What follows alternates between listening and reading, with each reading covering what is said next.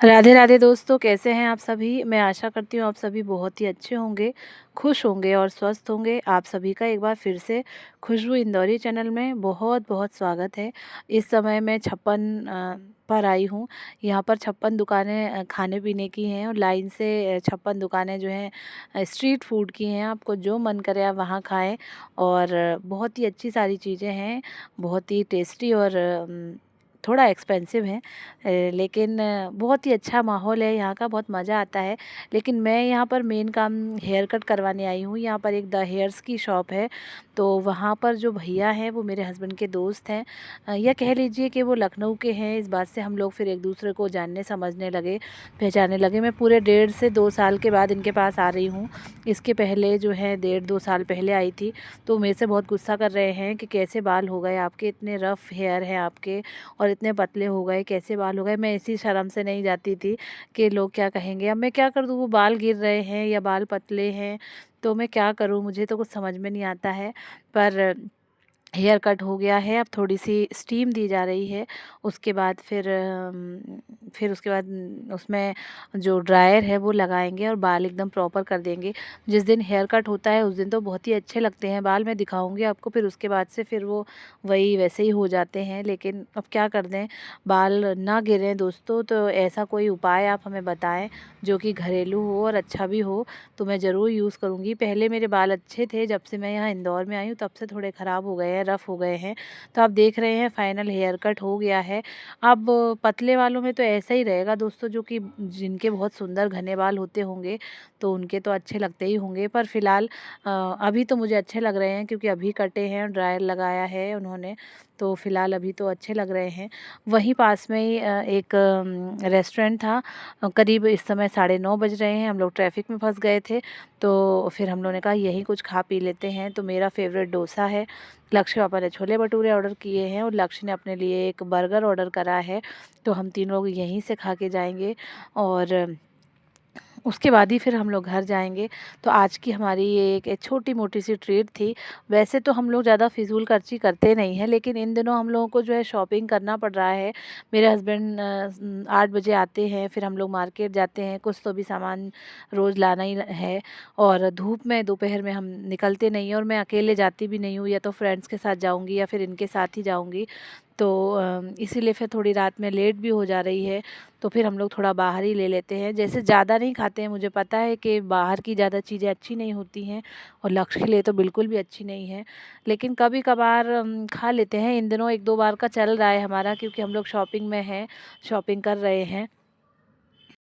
वैसे तो ज़्यादातर लोग खाते ही हैं दोस्तों, पर मैं इसलिए सफाई दे रही हूँ कि मेरे कुछ व्यूवर्स हैं, वो गुस्सा करने लगते हैं और कहते हैं लक्ष्य के लिए ये सारी चीज़ें हम लोग अच्छी अपोलो नहीं के है। बाहर खड़े हैं। इसीलिए मैंने मेरे बोला। हस्बैंड गाड़ी निकालने गए हैं और बस उसके बाद हम लोग घर जाएंगे। आ गए, गाड़ी निकाल के आ गई है, तो हम लोग उसके बाद जाएंगे घर। लेकिन उसके पहले खाएंगे आइसक्रीम, फिर घर जाएंगे। और मेरा नया हेयर कट कैसा लगा आपको बताइएगा आप लोग।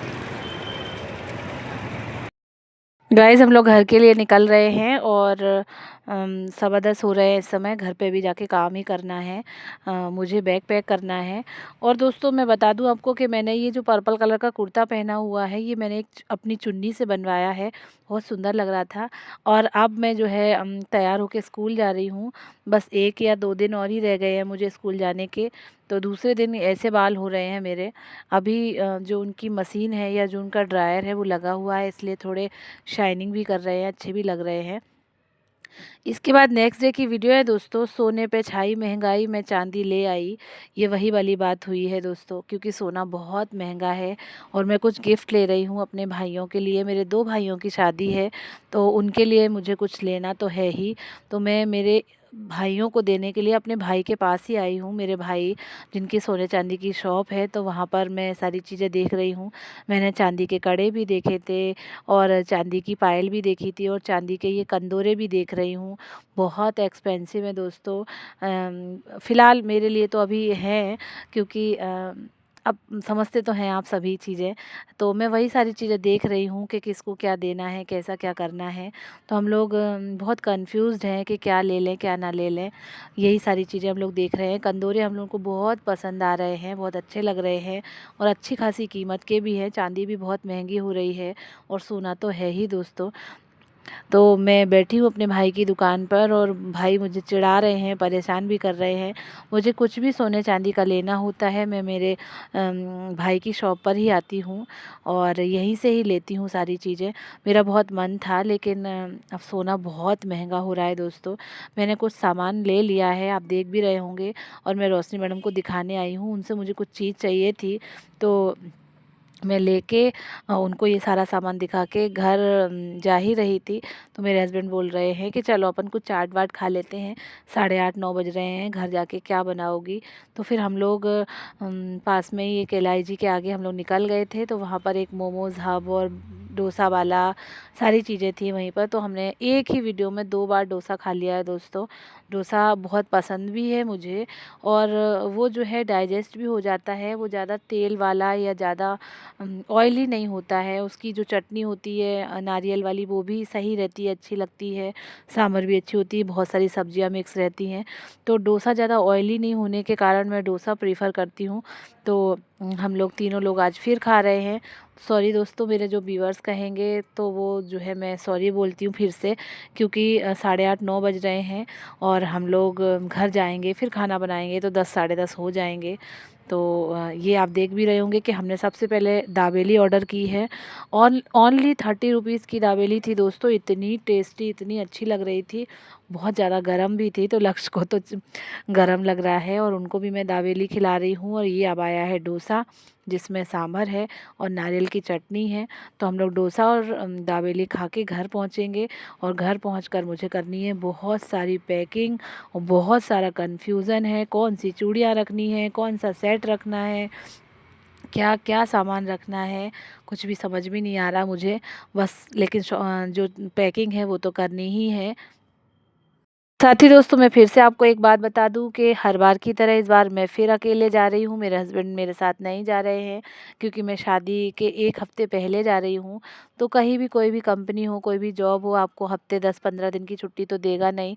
तो मेरे हस्बैंड शादी के 1 दिन पहले ही आएंगे और शादी करके वो वापस चले जाएंगे। मैं मस्त आराम से 1 मंथ वहाँ रहूँगी, नई भाभी के हाथ का बना हुआ खाना खाऊँगी, उनके साथ रहूँगी, मस्ती मौज करूँगी, उनके साथ टाइम स्पेंड करूँगी। मैं दोस्तों आपसे पूछूं कि मैं मेरे छोटे भाई की जो वाइफ़ होंगी उनको भाभी बोलूं कि उनका नाम लूं? आप बताइएगा मुझे कमेंट बॉक्स में कमेंट करके कि नाम लिया जाता है कि भाभी बोला जाता है। अभी तक तो मेरे 2 बड़े भाई थे तो मैंने तो भाभी बोला, उनसे नाम तो उनका लिया नहीं। तो आप जो है आप मुझे क्या कहना चाहिए, भाभी या उनका नाम लेना चाहिए? और मैं उनका नाम भी रिवील करूँगी कि उनका क्या नाम है। गाइस, भाई भाई की शादी में जाने की ऐसी तैयारी हो रही है। वो पूरा रूम फैला पड़ा है, सारा सामान इधर उधर बिखरा पड़ा है। कुछ समझ ही नहीं आ रही क्या रखे, क्या ले जाए, क्या छोड़ जाए। कुछ सामान मैं जालू में पहले से रख के आई हूँ, तो मेरे को इतनी इतनी ज़्यादा कंफ्यूजन हो रही है कि क्या करूँ क्या ना करूँ, कुछ समझ ही नहीं आ रहा। सब ऐसे ही फैला के रखा हुआ है और वैसे ही फैला पड़ा है। क्या क्या चीज़ों की ज़रूरत पड़ेगी और क्या है कि वहाँ से फिर एक और शादी है। अब लगा रहे कैसे भी करके, लक्ष्य के कपड़े रख लिए, अपने सूट वूट रख लिए। कुछ सूट कपड़े हमारे पहले से वहाँ पड़े हुए हैं, तो मिला जुला के पहनेंगे। देख रहे हैं क्या करना है।